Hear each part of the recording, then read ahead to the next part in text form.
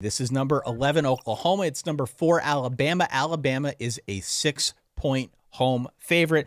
My initial gut was to go Alabama, which was my cue to look a little harder at Oklahoma. Fair. Oklahoma was off last week, as you know, so they got the rest advantage. I don't know if there is a letdown situation that exists for Alabama after beating LSU, but I do think that's a possibility. This is a game in Tuscaloosa, which is, of course, a plus for the Crimson Tide. Yep. What gave me cause for pause, the favorite pet charity. In my opinion, this is the best defense on Alabama's schedule by a clear margin. Okay. And Bama's a fairly one-dimensional passing offense, you know? Mm-hmm. I like Ty Simpson. I saw Dane Brugler from over at The Athletic has him as QB1. Makes sense. In the 2026 NFL draft, there's obviously been a lot to like about Simpson. There's obviously been a lot to like about this passing offense, but I do not love the matchup of a one-dimensional offense against a Brent Venables defense.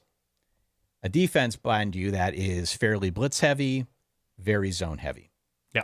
I think he tries to speed up Ty Simpson. I think he tries to confuse Ty Simpson. So with all that being said, the big question on my side is whether Oklahoma can create pressure with those blitzes in a way that, like, for example, LSU couldn't. Mm-hmm. You know, LSU's an even heavier blitzing offense or defense, and they only got pressure about half the time because the Bama line is really good in pass protection.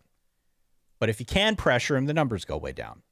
He's not turning the ball over, but the numbers go down like any quarterback in college football. You actually get pressure on him, completion percentage, some of the other stats that we chart, that stuff tends to go down.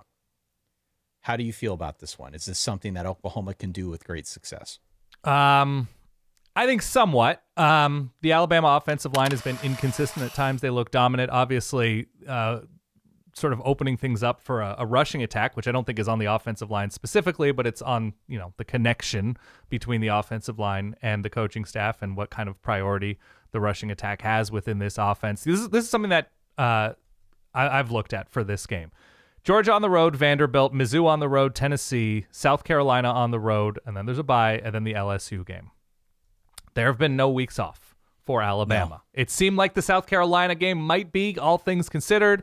Bama needed a borderline miracle to win that game.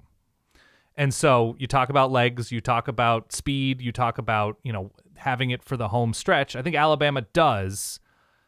I kind of also think Oklahoma does. Like, if the Oklahoma defense may be the best thing in this game, if John Mateer is getting healthier, if that hand is getting healthier, the thumb is getting healthier by the week. I thought their win at Tennessee was one of the better wins of the season in the sport. The loss to Ole Miss isn't great, but there is something about Oklahoma in this specific spot. Alabama in second halves has not been all that impressive on offense, and you're adding that, as you mentioned, that singular dimension to what Oklahoma's defense faces. I think it comes down to a couple of drives late. And so I'm happy to take the points, first of all.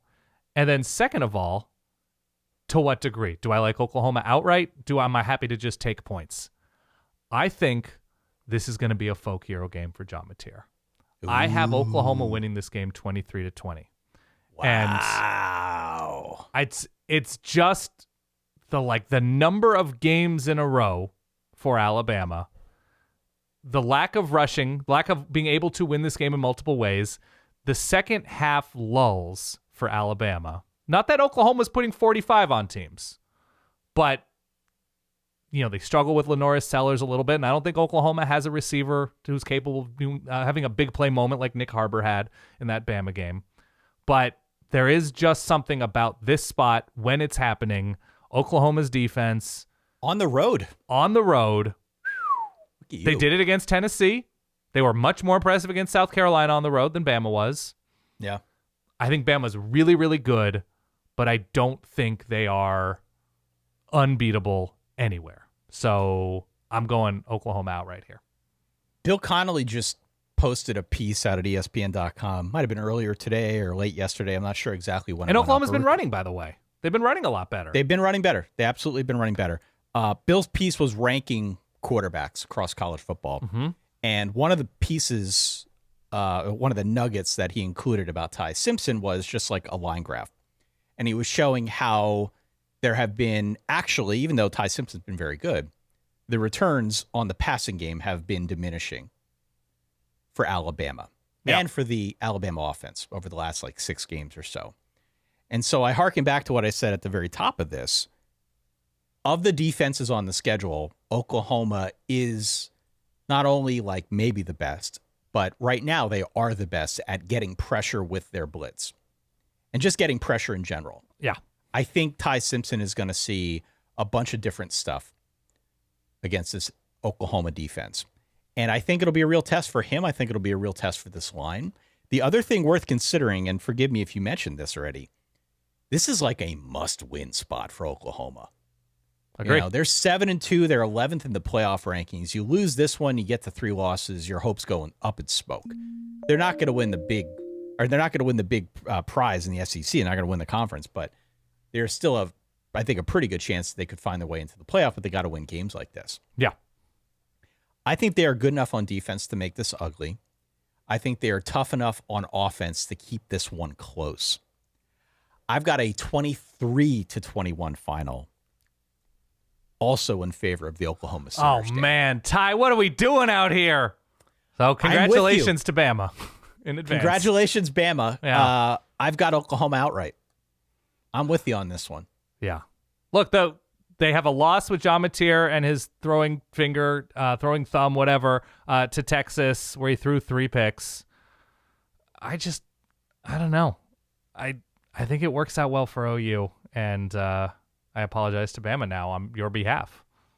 Or not apologize. I apologize to Oklahoma on your behalf for picking them. Congratulate Bama. Congratulations. Yeah, I picked them. Yeah.